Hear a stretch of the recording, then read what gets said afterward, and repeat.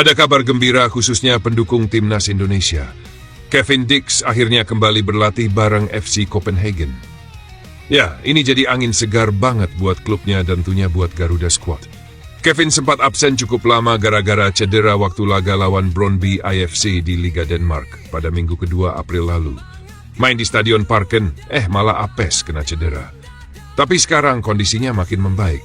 Selasa kemarin, Kevin udah terlihat jogging santai di lapangan latihan Copenhagen. Meski masih latihan terpisah dari tim utama, tapi ini tanda positif banget. Artinya proses pemulihannya jalan mulus. Kalau terus berkembang dan kondisinya makin oke, bukan nggak mungkin Kevin bakal comeback pas Copenhagen hadapi Nordsjælland di laga terakhir Liga Denmark musim ini. Bukan cuma itu, final Piala Denmark juga udah di depan mata. Copenhagen bakal bentrok sama Silkeborg di partai puncak pada Kamis 29 Mei. Nah, kalau Kevin udah 100% fit, bisa banget dia tampil di laga penting ini. Setelah urusan di klub beres, Kevin bakal langsung terbang ke Indonesia buat gabung pemusatan latihan timnas. Persiapan buat lawan Cina tanggal 5 Juni dan Jepang tanggal 10 Juni nanti. Pokoknya welcome back Kevin Dix. Kita tunggu aksinya, baik di klub maupun di timnas merah putih. Semangat terus, bro!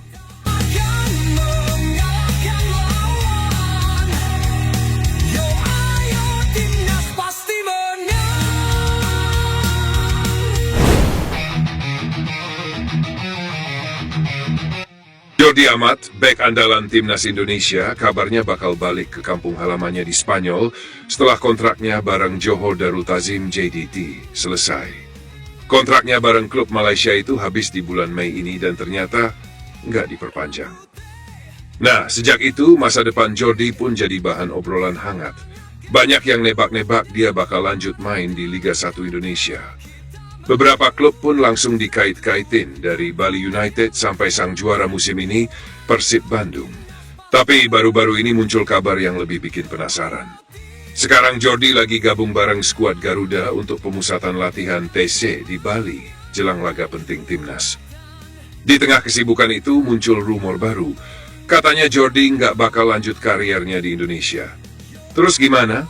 Bukan pensiun, malah katanya Jordi mau pulang kampung, balik ke Spanyol. Dan ini bukan cuma rumor iseng, soalnya kabar ini udah ramai banget di Malaysia. Sumbernya, seorang pegolf nasional Malaysia, Zafran Abdullah, yang ternyata cukup dekat dengan Jordi. Lewat unggahan di Instagramnya, Zafran nulis pesan perpisahan buat sang bek. Selamat jalan Jordi Amat, senang rasanya punya teman seperti kamu dan murid yang setia, tulis Zafran. Semoga sukses di babak baru kariermu di Spanyol. Wah, jadi makin kuat ya sinyal Jordi bakal balik ke Eropa. Buat yang belum tahu, Spanyol emang tanah kelahiran Jordi. Dulu dia memulai karier sepak bolanya di sana bareng Espanyol, lalu sempat juga main buat Rayo Vallecano dan Real Betis. Jadi kalau balik ke sana ya bisa dibilang pulang ke akar. Tapi, dia bakal main buat klub mana? Itu masih jadi tanda tanya besar.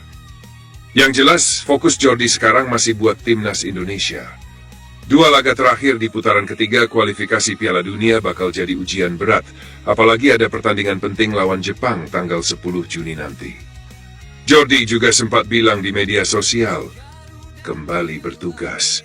Pertandingan besar akan berlangsung melawan Cina dan Jepang. Mari kita manfaatkan kesempatan ini. Yuk kita tunggu aja kejutan apa yang bakal dibawa timnas Indonesia dan kemana langkah selanjutnya Jordi Amat akan berlabuh. Pasti menang.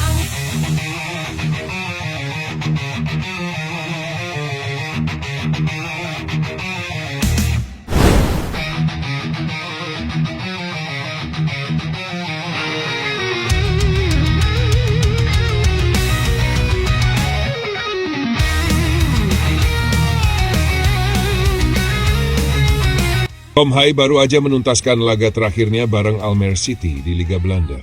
Kontraknya habis Juni nanti.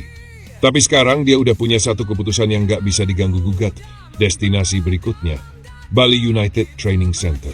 Di sanalah dia bakal gabung TC Timnas Indonesia, nyiapin diri buat kualifikasi Piala Dunia 2026, ronde ketiga, lawan raksasa Asia, Cina dan Jepang.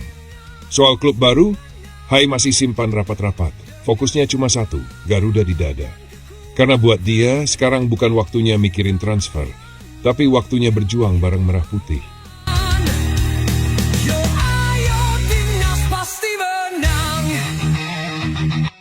Serta Jay Idzes bakal angkat kaki dari Venezia dan berseragam biru hitam Inter Milan. Salah satu kejutan manis di bursa transfer musim panas nanti datang dari kota mode. Inter Milan resmi datangkan bek muda timnas Indonesia, Jay Noah Idzes. Kabarnya mahar yang digelontorkan mencapai 10 juta euro. Gokil. Di usia 23, Jay bukan cuma jadi investasi panjang buat lini belakang Nerazzurri, tapi juga menoreh sejarah.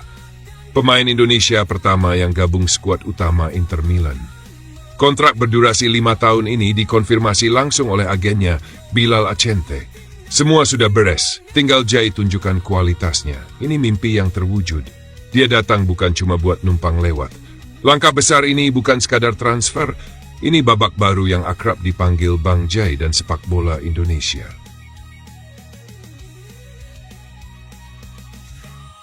Dan Emil Audero gagal bawa Palermo naik kasta ke Serie A, kini bersiap mengalihkan fokusnya, bergabung dengan skuad Garuda di Bali. Langkah Palermo harus terhenti di babak awal playoff promosi. Dalam duel dramatis kontra Juve Stabia di Stadion Comunale Romeo Menti, gawang Emil tak mampu menyelamatkan mimpi timnya. Skor tipis 0-1 cukup untuk menutup perjalanan mereka musim ini, dan itu berarti tak ada tiket naik ke kasta tertinggi sepak bola Italia. Tapi, di balik kegagalan itu, ada harapan lain yang kini menanti Emil. Ia dijadwalkan segera terbang ke Indonesia untuk bergabung dalam pemusatan latihan TC Timnas di Pulau Dewata. Kehadirannya dipastikan akan jadi starter lawan Cina nanti, setelah Maarten Paes tak bisa tampil lantaran akumulasi kartu. Emil mungkin gagal naik kasta di Italia, tapi panggilan tanah air memberinya babak baru. Dan kini ia bersiap merasakan semangat tropis Bali bersama skuad Merah Putih, membawa mimpi besar jutaan pendukung Garuda yang menanti debut resminya.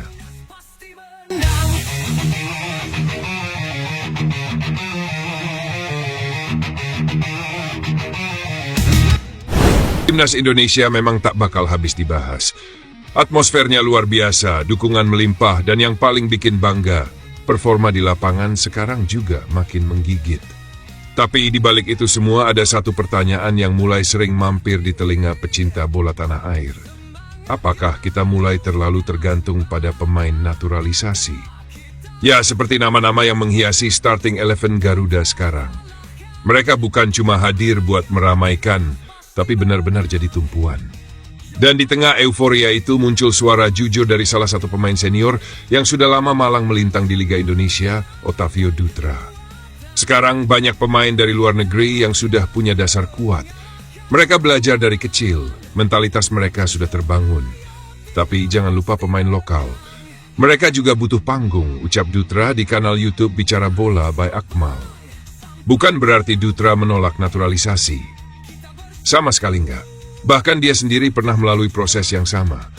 Tapi buat Dutra, naturalisasi itu harus jadi solusi, bukan ketergantungan. Harus ada keseimbangan. Harus ada ruang buat bakat-bakat lokal yang juga enggak kalah hebat. Kalau semuanya diisi pemain naturalisasi, lalu anak-anak kita lihatnya apa? Mereka bisa kehilangan semangat, katanya lagi. Dan ini jadi catatan penting, karena di balik kesuksesan timnas, ada generasi muda yang sedang mengintip dari balik jendela. Anak-anak yang berlatih di SSB setiap sore, yang mimpi pakai jersey merah dan berdiri tegak waktu lagu kebangsaan diputar. Kalau mereka lihat semua posisi utama diisi pemain dari luar, bukan gak mungkin semangat mereka luntur pelan-pelan. Kita semua tahu, pemain naturalisasi memang datang dengan modal lengkap. Postur, teknik, pengalaman bermain di klub luar negeri. Tapi jangan lupa, pemain lokal juga bisa bersinar, asal dikasih kesempatan, dikasih kepercayaan, dan tentu saja, dibina sejak dini. Lihat Marcelino Ferdinand, lihat Witan Sulaiman, lihat Pratama Arhan. Mereka bukan hasil kilat semalam, tapi buah dari proses panjang yang akhirnya matang karena dapat panggung. Dan bukan gak mungkin, masih banyak Marcelino lain di luar sana yang tinggal nunggu dipoles. Jadi naturalisasi itu sah-sah aja. Bahkan kadang memang perlu, apalagi buat mengangkat level permainan. Tapi jangan sampai kita lupa akar. Jangan sampai kita terlalu nyaman sampai lupa cara menanam. Kata Dutra, keseimbangan itu kuncinya. Kalau pemain lokal dan naturalisasi bisa jalan bareng, saling dorong, saling isi, itu baru ideal. Timnas jadi kuat, tapi pembinaan juga tetap hidup. Dan anak-anak muda tetap punya mimpi karena mereka tahu masih ada tempat buat mereka di masa depan. Karena pada akhirnya timnas itu bukan soal siapa yang lahir di mana, tapi siapa yang rela mati-matian membela merah putih. Tapi buat masa depan sepak bola Indonesia, keseimbangan harus jadi kompas. Supaya Garuda nggak cuma terbang tinggi, tapi juga punya sarang yang kuat di tanah sendiri.